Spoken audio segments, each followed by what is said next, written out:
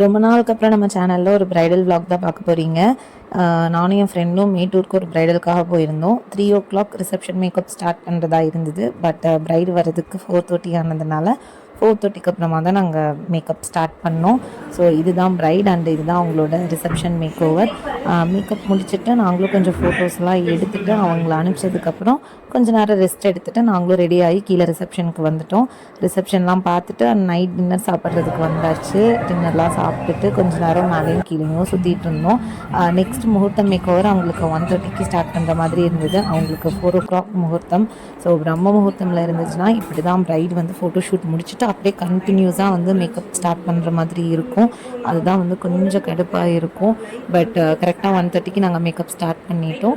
And இதுதான் அவங்களோட முகூர்த்தம் மேக் ஓவர். ரொம்ப அழகாக இருந்தாங்க.